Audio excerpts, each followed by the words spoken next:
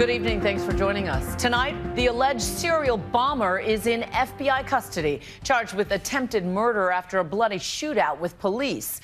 Investigators believe he coordinated 3 terror attacks using homemade bombs, and we're now learning more details about how this young man, a U.S. citizen born in Afghanistan, may have become radicalized. Was he a lone wolf? Here's ABC senior justice correspondent Pierre Thomas. It was mid-morning as surveillance cameras spot the New York region's most wanted man, Ahmed Khan Rahami. On the run, gun in hand, police in hot pursuit. There's a guy shooting a gun, shots fired. It all ends with Rahami wounded. You can see him in this photo lying on the ground. Officers also injured in the gun battle. 2 Linden police officers confronted Rahami. They did exchange gunfire. 1 officer was struck in the abdomen, but into his bulletproof vest. Moments later, Rahami on a gurney, conscious, after allegedly terrorizing an entire region for 48 hours in a string of bombings that gripped the New York metropolitan area. It all began at 9:30 on a sunny Saturday morning in Seaside Park, New Jersey. Runners gathering for a charity run for the Marines. Then an explosion ripping apart this garbage can. The runners saved because the race had been delayed. Shut down the run, get him out of the boardwalk. Sources telling ABC News 3 pipe bombs tied together were to detonate at the start of the race. Hours later, in nearby New York City, another blast,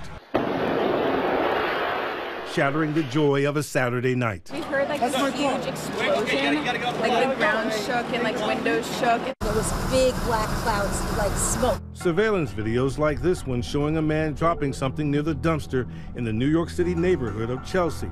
This time, 29 people are injured. Mass casualties averted again because the bomb is placed under or near a dumpster, which absorbs a bulk of the shrapnel. That dumpster is actually pretty strong, and the fact that it was able to contain the explosion, and then when the explosion did go, because the top is not as hard as the sides, it actually went up as opposed to out, where it could have hurt a lot more people, and it could have actually killed people in that area. 3 hours later, word a pressure cooker is found, just 4 blocks north.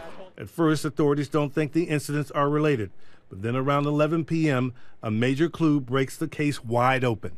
An undetonated pressure cooker bomb, just like those used in the Boston Marathon bombings with deadly consequences.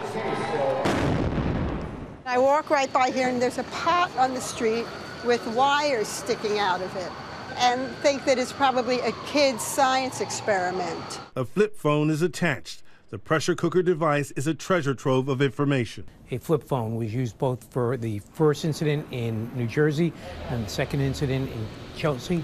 That's a clue that they were in fact connected. The authorities, FBI, NYPD, were able to trace this phone very quickly. Police are also able to lift a fingerprint from the pressure cooker. And the cell phone leads police to Rahami. A naturalized U.S. citizen born in Afghanistan, Rahami graduated from Edison High School in New Jersey in 2007, and according to a friend, was a young father. Ahmed had a girlfriend who became pregnant, who was far along in her pregnancy at the prom, and I know they ended up giving birth to a baby girl. He attended junior college for a year, then worked in his family's restaurant, First American Fried Chicken in Elizabeth, New Jersey. The restaurant became the source of conflict in the neighborhood. We had some code enforcement problems and noise complaints. The city imposed a 10 p.m. closing time for the restaurant, but Rahami's family filed a lawsuit claiming discrimination because they're Muslim. And there were other problems. Court records reviewed by ABC News show Rahami was accused of stabbing a relative in the leg 2 years ago, but a grand jury failed to indict him.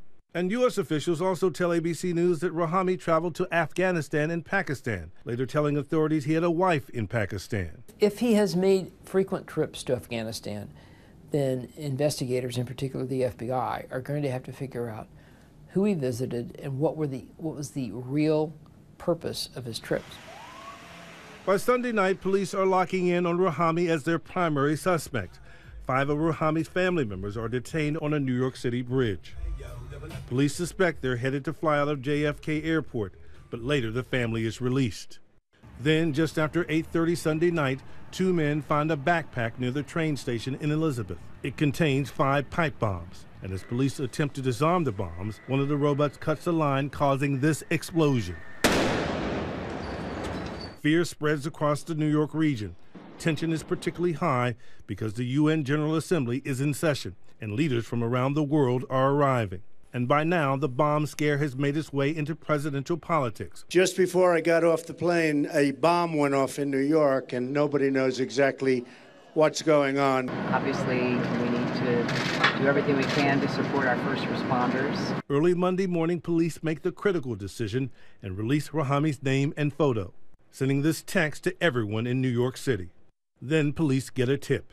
Approximately 10:30 this morning, the owner of a bar in Linden called about a suspicious person sleeping in the hallway of his establishment. It was the alert eyes of Linden, New Jersey bar owner Harry Baines who made the stunning discovery. I just spoke to him nicely, and it was my gut reaction. Something told you to call the police. Baines says after alerting police to Rahami's location, the confrontation began, ending in that hail of gunfire. I think he had no plan and realized he was in deep trouble, took off, was tired, found a hallway to sleep in, and it sort of goes to his unsophistication, I think. Sources tell ABC News Rahami is not cooperating, initially failing to even give his name. Tonight, they're searching his home. Sources telling ABC News police have found evidence of bomb making. Based on the information we have now, we have every reason to believe this was an act of terror. And they say there's no evidence that Rahami is part of a terror cell. But they are dissecting Rahami's life online, they say, to make sure he was acting alone. Police hope they have their man, praying now that the threat is over, but taking no chances. For Nightline, I'm Pierre Thomas in Washington.